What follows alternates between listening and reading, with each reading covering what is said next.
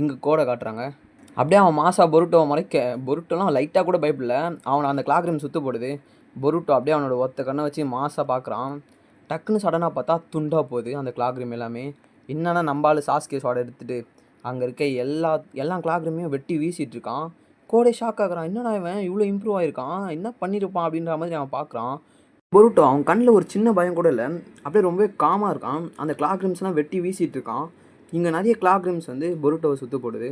ஆனால் எல்லாத்தையும் ஒன்று விடாமல் வெட்டி வீசிட்டு இருக்கான்.